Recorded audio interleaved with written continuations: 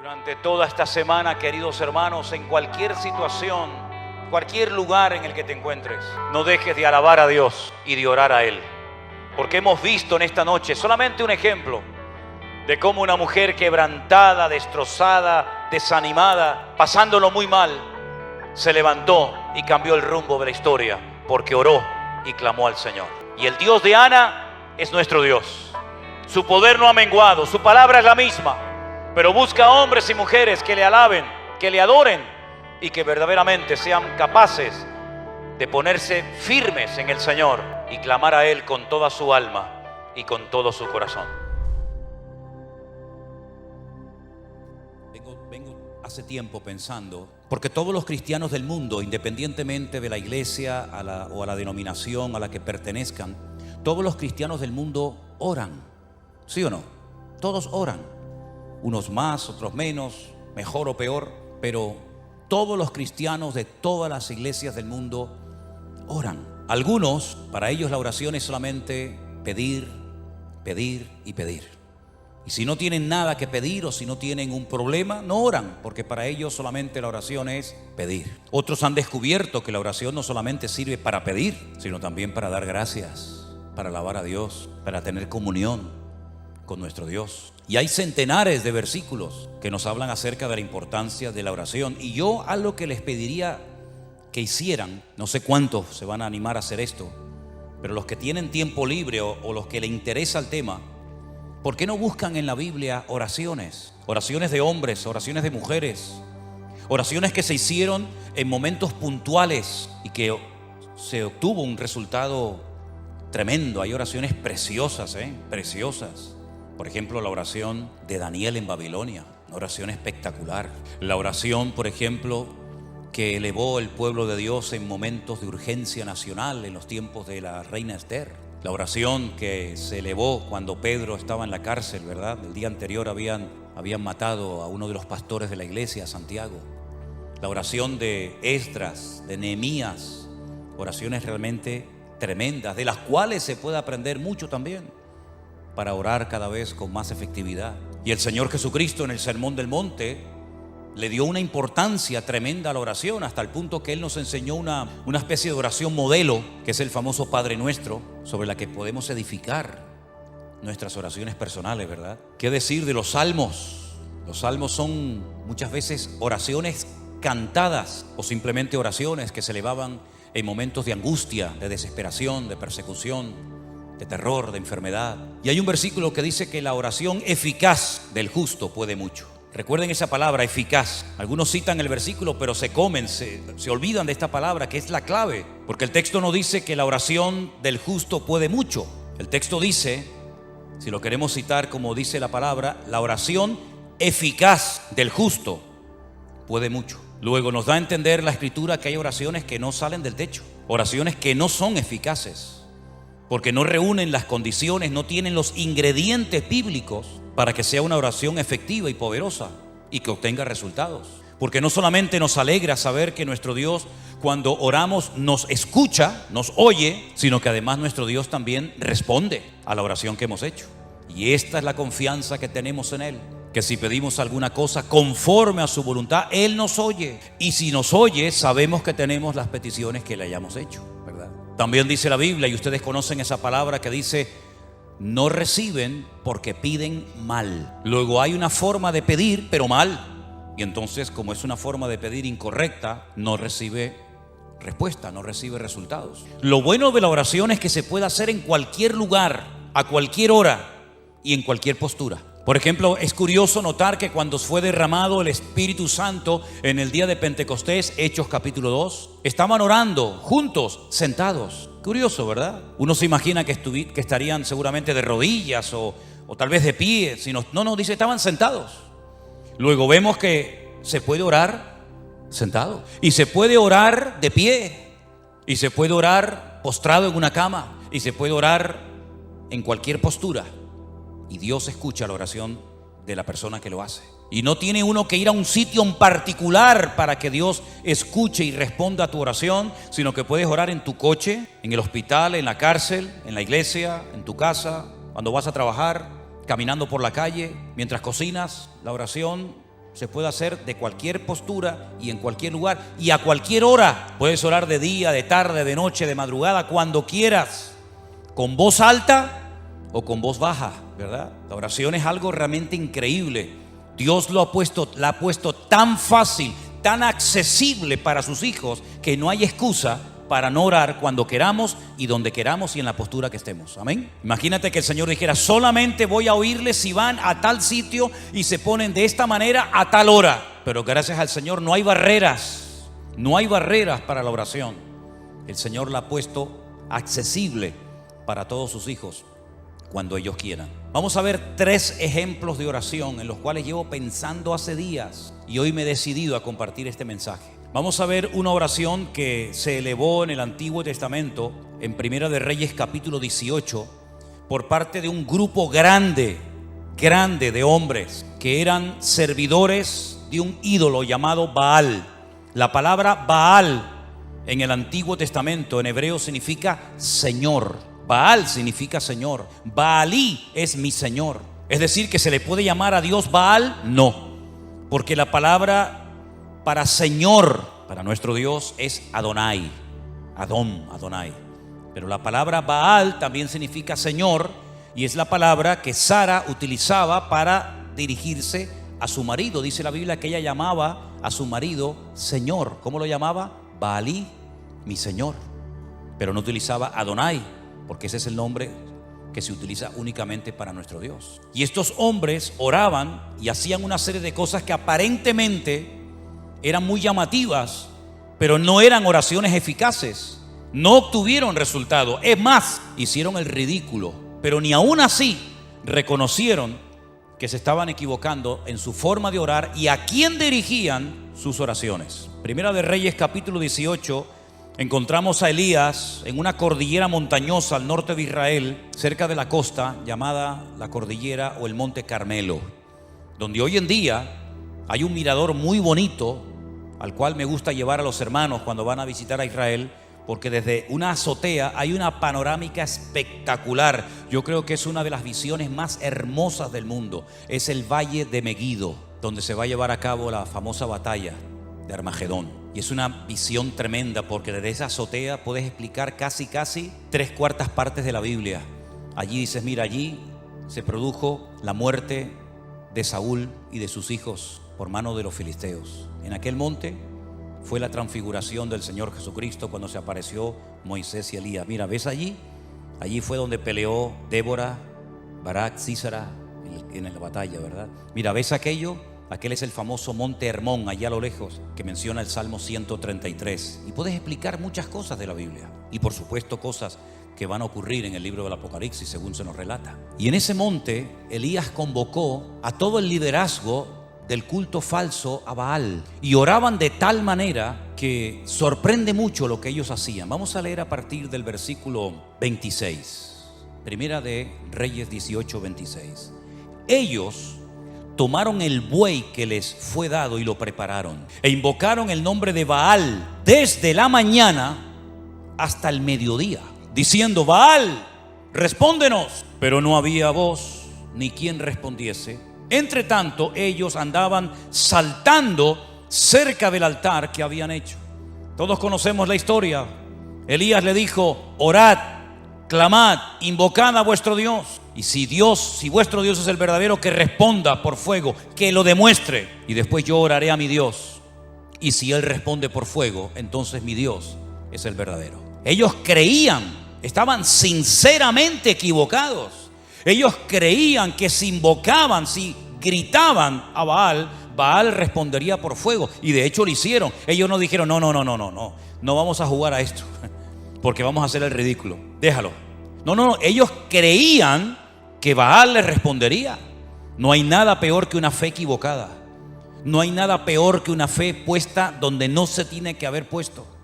Ellos clamaron desde la mañana hasta el mediodía, y aconteció que al mediodía, versículo 27, Elías se burlaba de ellos y les decía: gritad en alta voz, porque Dios es. Quizá está meditando, o tiene algún trabajo, o va de camino, tal vez duerme y hay que despertarle. Qué sentido del humor tenía Elías, metiéndose, burlándose con ellos. Pero ellos seguían totalmente convencidos de que allí Baal respondería a su oración. Y entonces ellos clamaban a grandes voces, como si levantando el volumen su Dios los iba a escuchar más. Y se sajaban con cuchillos y con lancetas conforme a su costumbre. Se hacían cortes, se abrían la piel hasta chorrear la sangre sobre ellos. Bueno, vamos a añadirle, ¿no?, a las danzas, vamos a añadirle gritos, vamos a añadirle sangre, a ver si de esa manera sacudimos el trono de Baal y responde. Pasó el mediodía y ellos siguieron gritando frenéticamente hasta la hora de ofrecerse el sacrificio. Pero no hubo ninguna voz, ni quien respondiese, ni escuchase. ¿Qué les parece?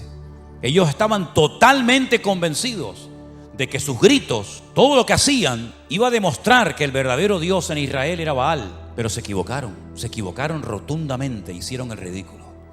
Y ese día en aquella cordillera, cuando el Señor respondió a la breve oración, sencilla y corta oración de Elías, que se tarda muy poco en hacerla, Elías aprovechó la oportunidad, la ocasión para demostrarle al pueblo de Israel que el verdadero Dios era el Dios de Abraham, de Isaac y de Jacob. Y los degolló, a todos los degolló en aquel monte. Tremendo, ¿verdad? Dios respondió a la oración de su pueblo. Tenemos una oración muy breve, más que una oración, es como casi una especie de acción de gracias, y es la que encontramos en el Evangelio de Juan capítulo 11, cuando Jesús llega a la casa de Marta y de María y se las encuentra destrozadas porque su hermano Lázaro, el único hombre de la casa, ha muerto, y el presente y el futuro de Marta y de María es terrible.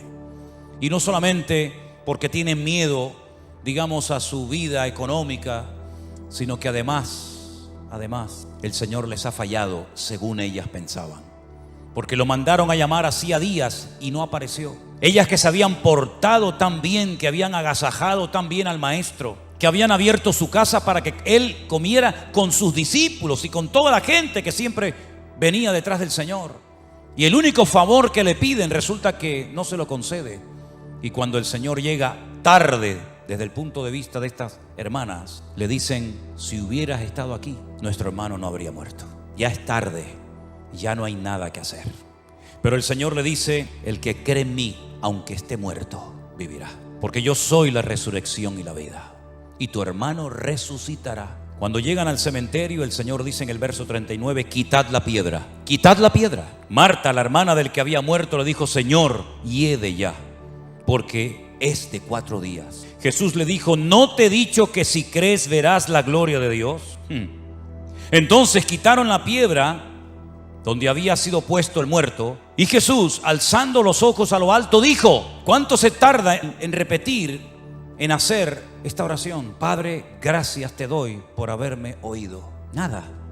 Aquellos estuvieron gritando desde la mañana hasta el mediodía, hicieron el ridículo. Jesús dice: Padre, gracias te doy por haberme oído. Yo sabía que siempre me oyes, lo sabía, pero lo dije por causa de la multitud que está alrededor, para que crean que tú me has enviado. Y habiendo dicho esto, clamó a gran voz y dijo: Lázaro, sal fuera. Y el que había muerto salió, atadas las manos y los pies con vendas y el rostro envuelto en un sudario. Y Jesús dijo: desatadle y dejadle ir. Sin espavientos, sin show, sin crear un espectáculo, que podía haberlo hecho de la forma más sencilla, simplemente dando gracias al Padre. Un muerto que hacía 4 días que estaba allí dentro metido, salió caminando, saltando por su propio pie. Algo tienen estas 2 oraciones que hemos visto, que es lo que podríamos llamar o clasificar como oraciones eficaces. Los otros no obtuvieron resultados, los otros perdieron el tiempo.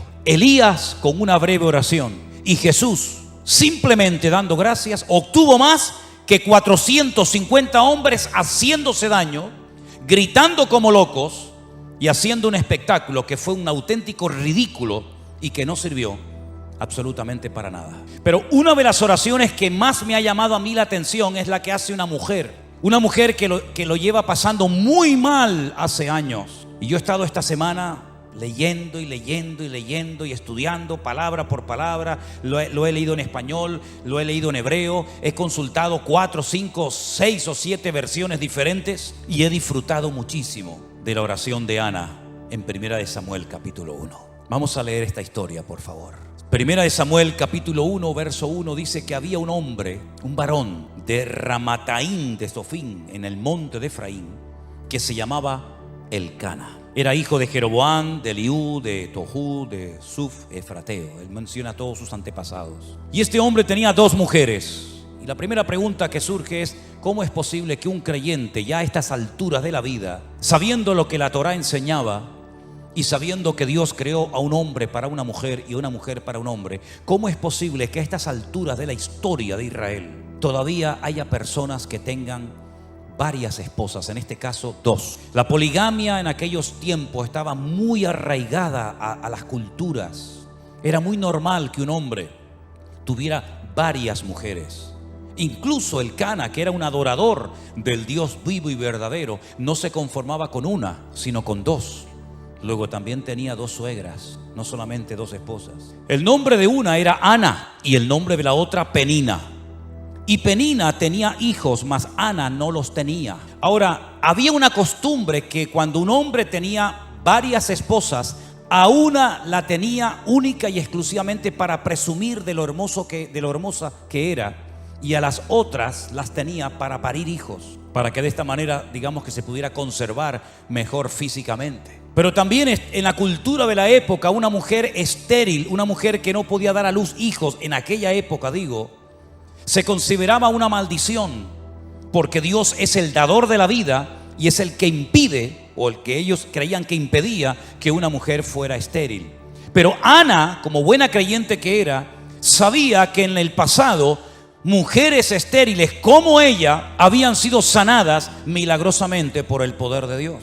Y la primera mujer que seguramente Ana tenía en su mente era la matriarca Sara, la esposa del patriarca Abraham, que siendo estéril y de avanzada edad, el Señor la visitó y tuvo a un hijo llamado Risa o Isaac. Y no solamente ella pensaba en Sara, sino después pensaba seguramente también en la esposa con la que se casó Isaac, que por cierto también fue estéril, Rebeca. Pero el Señor, dice la Biblia, que la sanó cuando su marido oró por ella. Y después quedó embarazada de 2 hijos gemelos, Jacob y Esaú. Y curiosamente, la tercera generación, Raquel, también es una mujer estéril, pero era la mujer que Jacob amaba con toda su alma y con todo su corazón. Y Dios la sanó y tuvo 2 hijos de ella, José y Benjamín, y murió en el parto de uno de ellos. Así que ella sabía perfectamente que si Dios quería, la podía sanar, como sanó a estas 3 mujeres y como sanó a la madre de Sansón, y probablemente alguna otra mujer que ni siquiera menciona en la Biblia. Ahora, lo interesante de la historia es que todos los años, versículo 3, aquel varón, es decir, Elcana, subía de su ciudad para adorar y ofrecer sacrificios al Señor de los ejércitos en Shilo. En aquel tiempo el tabernáculo estaba en aquel lugar llamado Shilo, donde estuvo muchísimos años. Y allí había los hijos de Elí, que era el sacerdote de la época, hijos que se llamaban Ofni y Fines, o Pinjas, como se dice en hebreo, que eran sacerdotes de Dios. Cuando llegaba el día en el que Elcana ofrecía el sacrificio, le daba a Penina su mujer y a todos sus hijos y a todas sus hijas, a cada uno su parte. Pero a Ana, aunque Jehová no le había dado, a Ana le daba una parte escogida porque amaba a Ana, aunque el Señor no le había concebido tener hijos. Y su rival, Penina, escuchen, la irritaba, la enojaba y la entristecía, porque el Señor no le había concedido tener hijos. Todos los años la misma historia. Todos los años, cada vez que se trasladaban de su ciudad a Shilo para adorar al Señor y presentar los sacrificios correspondientes, porque todavía no existía el templo de Jerusalén, todos los años la misma historia. La otra se reía, enfadaba, se burlaba, pinchaba, irritaba a Ana. Todos los años la misma canción. ¿Cuántos años estuvo así? No lo sabemos, pero dice que lo hacía cada año. Cuando subían a la casa de Dios, la irritaba así, por lo cual Ana lloraba y no comía. Alguien diría hoy en día que estaba en depresión, todo el día llorando y sin ganas de comer, depresión seguro. Y ahora resulta que el cabeza del hogar, el responsable de la vida de ese hogar, su marido, el Cana, le hace varias preguntas a su esposa. La primera: ¿por qué lloras? ¿Por qué no comes? ¿Y por qué está afligido tu corazón? No se entera de nada. ¿Tú no sabes por qué llora tu mujer? ¿Tú no sabes por qué está sin ganas de comer? ¿Tú no sabes por qué lo pasa mal? Como si fuera algo imposible de conocer. Si es un secreto a voces, tu mujer lo está pasando mal y tú no haces nada para ayudarla. Tú no oras por ella. Dice la Biblia que Isaac oró por su mujer y Dios la sanó. Pero el Cana tiene un problemón en la familia, en el hogar, y no sabe cómo resolverlo. Y no hay nada peor que un hombre en una casa ciego y sordo espiritualmente hablando, que no sabe cómo resolver los problemas espirituales de su hogar, que no sabe cómo actuar como un hijo de Dios, y que lo único que sabe es: ¿por qué? ¿Qué te pasa? ¿Por qué estás todo el día llorando? ¿Por qué no quieres comer? ¿Por qué está afligido tu corazón? ¿No soy yo mejor que 10 hijos? Pues no, sinceramente no. Tú no eres mejor que 10 hijos. Todos los años la misma situación. Una mujer creyente que lo está pasando mal, que tiene un marido que es un cero a la izquierda, que no se entera de nada y que encima venga a preguntar y venga a preguntar y venga a preguntar, pero no hace absolutamente nada para cambiar la situación. Pero el verso 9, algo pasó en la vida de esta mujer que lo cambió todo. Dice: se levantó Ana. Dijo: basta, ya no aguanto más. Voy a salir de mi círculo vicioso de lloriqueo, de lamento, de enfado, de desánimo. Y dijo: basta, me levanto y voy a hacer lo que tengo que hacer hace muchos años. Se levantó después que hubo comido y bebido en Silo, y mientras el sacerdote Elí estaba sentado en una silla junto a un pilar del templo del Señor, ella con amargura de alma oró al Señor y lloró abundantemente. ¿Cuántos dicen amén? Está mal, lo está pasando mal, pero ha dicho basta. ¿No dice la Biblia: ya es hora de levantarnos del sueño? ¿Sí o no? Levántate tú que duermes y te alumbrará Cristo. Todos los años lo mismo, la otra pinchándote, burlándose de ti, riéndose de ti, haciéndote la burla, pasándolo mal. Y cuando llegas a tu casa, después de haber llorado, después de no haber comido, tienes que esperar otra vez la misma canción el próximo año. ¿Y cuántos creyentes, por no rebelarse contra su actitud o contra su situación o su círculo vicioso, llevan años arrastrando una pena, una atadura espiritual, o llámalo como quieras, y la situación no cambia? Siempre lo mismo, siempre lo mismo. Cuando no lloras, no comes. Cuando no comes, no lloras. Y cuando lloras, no quieres vivir. Y cuando no quieres vivir, y es algo que te tiene como atrapado, te tiene como un esclavo. Reconoces tu necesidad, eres una persona creyente, lees la palabra de Dios, vienes a la iglesia, pero siempre estás con lo mismo. Y Ana dice que se levantó, y ese se levantó indica: basta ya, estoy harta de esto. No voy a seguir toda la vida llorando y lamentándome porque no he sacado nada y se me está yendo la vida. Y lo que yo quiero es que Dios tenga misericordia de mí y me ayude, porque con mi marido no se puede contar para nada, y con el sacerdote Elí menos todavía. Aquí el único que me puede ayudar y levantarme y cambiar la vida es mi Dios, y a Él voy a clamar y a Él voy a orar. Y voy a deshogarme delante del Señor. Y si Dios no me responde, pues por lo menos lo intenté. La historia sigue diciéndonos que hizo un voto. Hizo un voto, una promesa.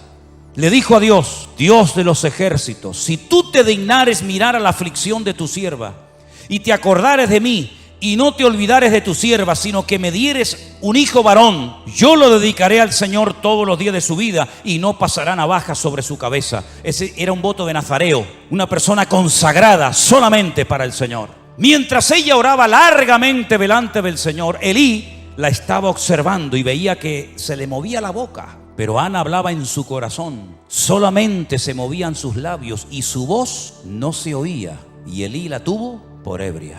Tiene menos discernimiento que un mosquito este hombre. Si el marido era un inútil, con el cual no se podía contar para nada, con Elí menos todavía. Porque supuestamente este es el hombre de Dios, supuestamente este es el sacerdote, supuestamente este es el varón de Dios que está ahí para ayudar a la gente. Peor todavía, piensa que está ebria, piensa que está borracha, no grita frenéticamente como aquellos en el Monte Carmelo, no está haciendo allí un show y un espectáculo que no sirvió para nada, sino que está orando una oración poderosa, pero que nadie oyó, porque dice que movía su boca, pero donde ella hablaba era con su corazón delante del Señor. Luego aquí hay un secreto, que no hay que pegar voces para que Dios te oiga, porque Dios no está sordo. A los sordos hay que hablarle fuerte, porque si no los pobrecitos no te oyen. Pero a nuestro Dios no le grites, porque a Dios no se le grita, a Dios se le habla con respeto, y Dios escucha la oración aunque apenas se oiga, y aunque a esta pobre mujer la tengan por ebria. Entonces ella le dijo, versículo 14, entonces le dijo Elí: ¿hasta cuándo estarás ebria? Digiere tu vino. Y Ana le respondió diciendo: no, Señor mío, yo soy una mujer atribulada de espíritu. Fíjate en la condición que está orando, está amargada, está atribulada, está hecha polvo, está depresiva, está amargada, está mal, pero ora. Que nada te impida orar al Señor, que tu pena, tu tragedia, tu dolor, tu herida, que no te impidan elevar tu oración a Dios, porque desde la angustia invoqué al Eterno y el Eterno me respondió, dice la Biblia. Aleluya. Dice: no he bebido vino ni sidra, sino que he derramado mi alma delante del Señor. ¿Cuántos dicen amén?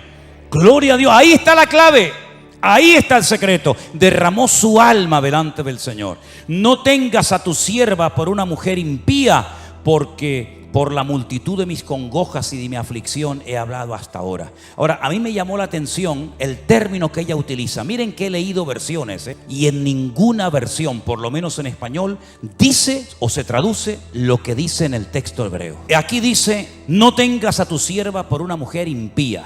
En otras versiones he leído por mujer mala, en otras versiones mujer pecadora, en otras mujer perversa, pero en ninguna se ha traducido lo que dice en el texto original, que dice: no tengas a tu sierva por una bat Belial. La palabra bat en hebreo significa hija, y Belial es un nombre que recibe Satanás en la Biblia. ¿Dónde lo encontramos en el Nuevo Testamento? No os unáis en yugo desigual, porque ¿qué comunión tiene la luz con las tinieblas? ¿O qué comunión tiene Cristo con Belial, con Satanás? Ella está diciendo: yo no soy una hija de Satanás. Aquí lo han traducido por mujer impía, pero realmente dice: yo no soy una hija de Satanás. Y entonces él le responde: ve en paz, y el Dios de Israel te otorgue la petición que has hecho. Aquí hay algo muy interesante que tengo que parar un momentito para explicarlo. Ella dice: yo no soy una bat Belial, yo no soy una hija de Satanás. Pero pasen la página y en el capítulo 2, versículo 12, 2, versículo 12, los hijos de Elí eran hombres impíos, Benei Belial. Tus hijos sí que son hijos de Satanás, pero yo no soy una hija de Satanás. Aquí le manda un mensaje subliminal al sacerdote diciendo: tú a mí me confundes, tú a mí me tomas por una hija de Satanás.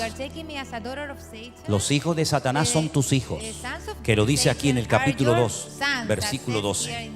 Los hijos de Elí eran hijos de Satanás y no tenían conocimiento del Señor.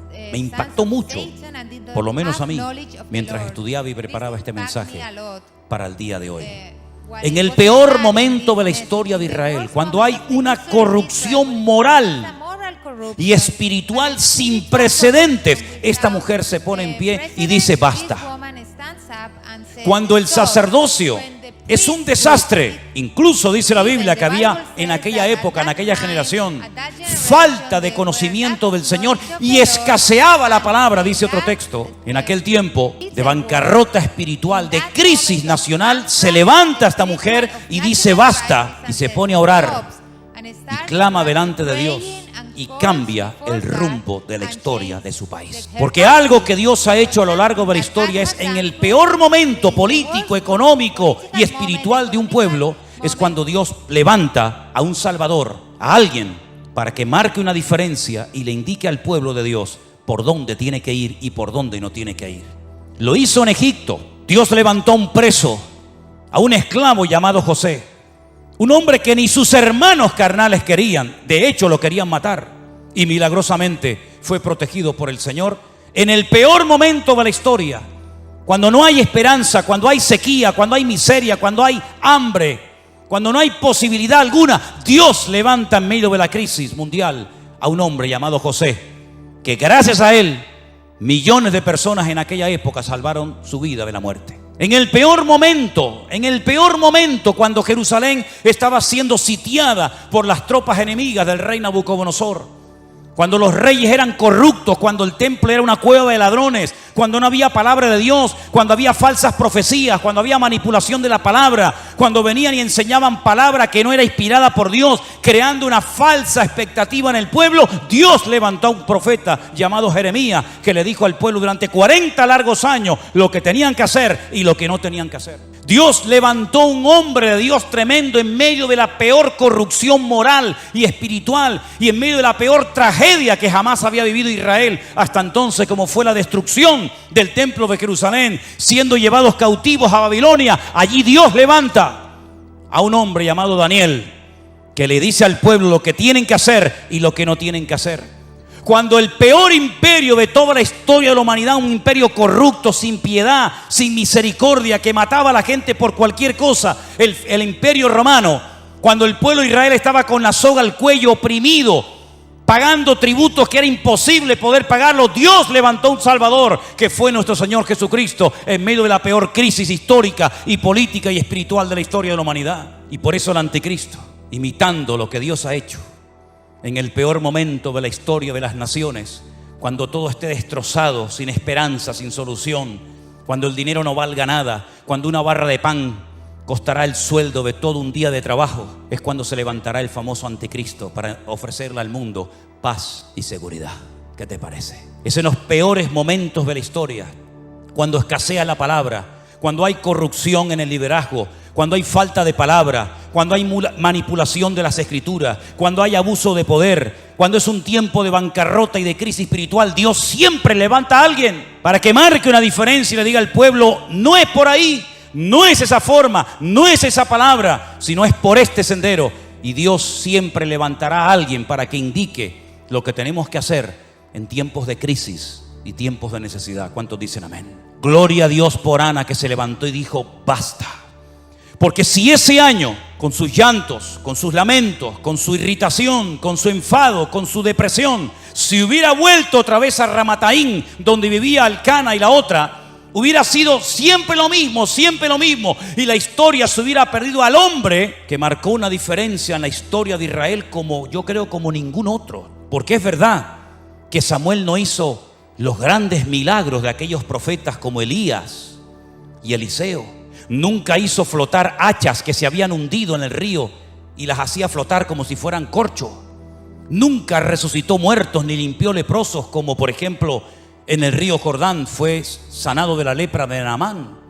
Nunca hizo milagros espectaculares, pero Samuel entendió el corazón de Dios como nadie. Fue ese eslabón entre los jueces que ya no servían y entre esa futura monarquía que iba a llevar al país a una profunda depresión y a una crisis sin precedentes. Fue un hombre que marcó una diferencia y que siempre tuvo palabra de Dios específica para los hombres que querían agradar al Señor en aquella época. Fue el que preparó a muchos profetas que luego ayudaron a los reyes, ¿verdad?, como consejeros en el palacio, aquella escuela de profetas que estaba, por ejemplo, en Jericó.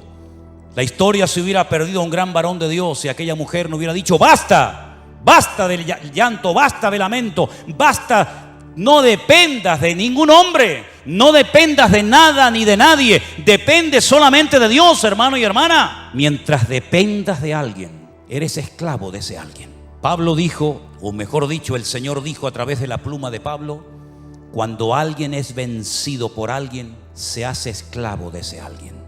Y no te olvides nunca que el que paga, manda. Y a nosotros quien nos paga y quien nos sustenta es el Señor, es mi pastor y nada me faltará. Le dije a los pastores en Milán: si ustedes tienen miedo a hablar claramente la palabra de Dios en vuestros púlpitos, por miedo a que se marche la gente y perdáis vuestro sueldo, vosotros no servís para estar en el ministerio. A este nivel de mensaje les estuve predicando a los pastores el otro día. No sé si alguna vez me volverán a invitar, pero me da exactamente igual. Mientras dependamos de algo o de alguien, cuando ese algo o alguien nos falle, nuestra vida será un desastre. ¿Cuántos años dependió Ana de Elcana? ¿Le solucionó los problemas reales Elcana a su mujer Ana? Lo único que le daba era, bueno, de vez en cuando le tiraba un hueso, ¿no? Dice que de vez en cuando le daba una parte escogida. Toma, Ana, para que te conformes, un poquito ahí de comida. Pero el problema real nunca supo solucionarlo, porque un hombre que no es de Dios no puede ser tu guía y tu sustentador y la persona que te cubra espiritualmente hablando. Elcana era un religioso que iba todos los años a Shilo a adorar a Dios, pero nunca supo solucionar el problema que tenía en su casa, que era una mujer deprimida. ¿Y por qué no supo solucionarlo? Porque las personas que no tienen una íntima comunión con Dios son ciegos, son torpes y no saben cómo resolver algo, porque no tienen las herramientas espirituales para poder solucionarlo. Ella dijo: yo no voy a depender de mi marido, yo no voy a depender del sacerdote Elí, ni de sus hijos que son un desastre. Yo voy a clamar a mi Dios. Y clamó de una forma tan diferente, clamó de una forma tan profunda, que no tenía fuerzas ni para abrir la boca. Pero el Señor oyó su clamor, y al año siguiente Ana tuvo un gran gigante de la fe llamado Shemuel, que significa aquel que oye o que fue oído por nuestro Dios. ¿Cuántos dicen amén? No sé cuál es tu necesidad, no sé cómo es la situación espiritual de tu hogar, pero lo que sí sé es que el Dios que oyó el clamor de Ana es nuestro Dios. Y cuando estés en crisis, cuando estés en necesidad y en angustia, hagamos lo que nos dijo el Señor Jesucristo: entra en tu aposento, cierra la puerta, y tu Padre que te ve en lo secreto te recompensará en público. Eso fue lo que hizo Ana. El marido hacía todo para que la gente lo viera. El cordero, la cabra, el buey, el sacrificio, siempre era todo a la vista de los demás.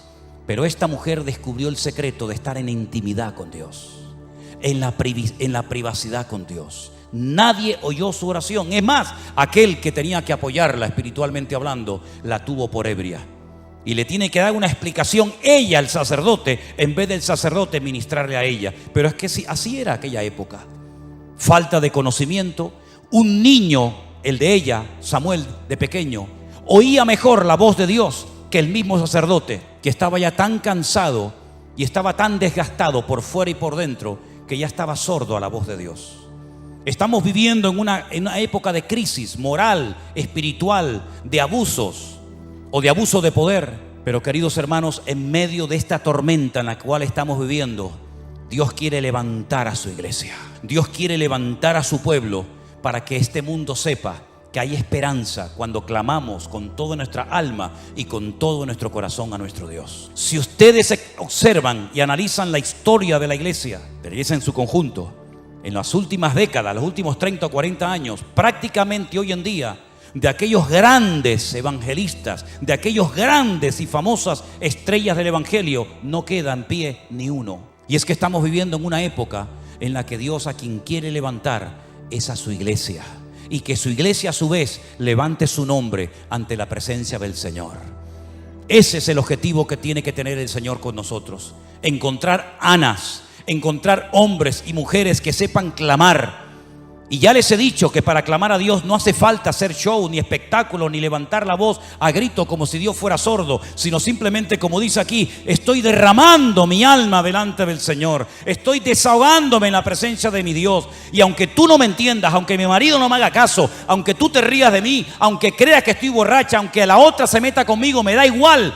Ella salió de su círculo vicioso y puso su mirada única y exclusivamente en Dios. Y dice la Biblia: si habéis resucitado con Cristo, poned la mira en las cosas de arriba, no en las de la tierra, porque allí es donde está la respuesta a todas nuestras necesidades y peticiones en el nombre del Señor. ¿Cuántos dicen amén?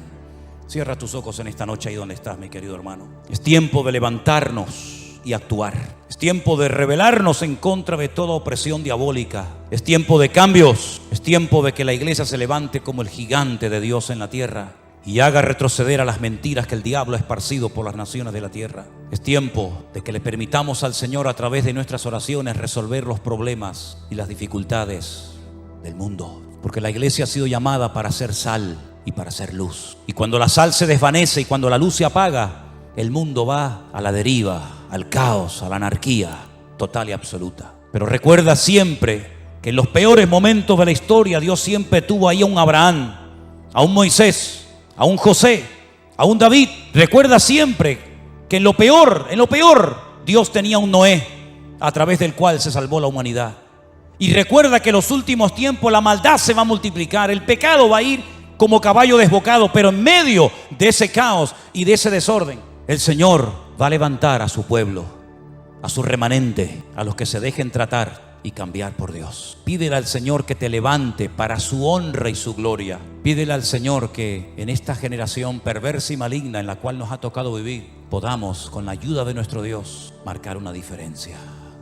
Cierra tus ojos ahí donde estás y vamos a orar a nuestro Dios. Aleluya. Los tiempos finales serán tiempos difíciles, tiempos peligrosos, tiempos de maldad, de injusticia, de perversión, de bancarrota espiritual. Y es precisamente ahora más que nunca que necesitamos un renuevo espiritual de parte de nuestro Dios. Levanta tu amada iglesia, Señor.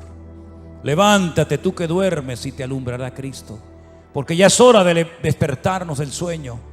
Porque la noche está avanzada y nuestro amado viene en las nubes para buscar a su pueblo. Durante toda esta semana, queridos hermanos, en cualquier situación, cualquier lugar en el que te encuentres, no dejes de alabar a Dios y de orar a Él. Porque hemos visto en esta noche solamente un ejemplo de cómo una mujer quebrantada, destrozada, desanimada, pasándolo muy mal, se levantó y cambió el rumbo de la historia porque oró y clamó al Señor. Y el Dios de Ana es nuestro Dios. Su poder no ha menguado, su palabra es la misma, pero busca hombres y mujeres que le alaben, que le adoren y que verdaderamente sean capaces de ponerse firmes en el Señor y clamar a Él con toda su alma y con todo su corazón. Vamos a tener esta semana muchas oportunidades para demostrarle a nuestro Dios lo que hemos aprendido en esta noche. Aprovéchelas. Aproveche mañana, lunes, martes, miércoles, toda la semana, en su trabajo, en su escuela, en su familia, toda oportunidad que tenga para alabar a Dios, para clamar a Dios. No recurras al lloriqueo, no recurras al lamento, no recurras a la queja. Cada vez que venga algo que no entiendas, cada vez que venga una circunstancia difícil, como dice aquí, que te irrite, que te enoje, que te entristezca, alaba a Dios. Ponte a orar, alaba a Dios, alaba al Señor, ponte a orar y vas a ver resultados, porque eso es lo que Dios quiere hacer en nuestra vida. Si no hubiera sido por esa situación terrible, Ana nunca se hubiera puesto en pie, jamás. Pero Ana llegó a un nivel en el que dijo, ya no aguanto más.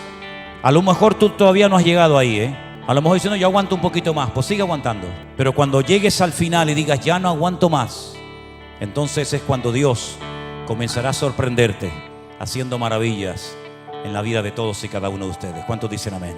Gloria a Dios. Dios les bendiga a todos. Están despedidos en el nombre del Señor. Gracias por acompañarnos. Sigamos juntos en el camino de la fe y no te pierdas el próximo mensaje que tenemos para ti. Que Dios te bendiga.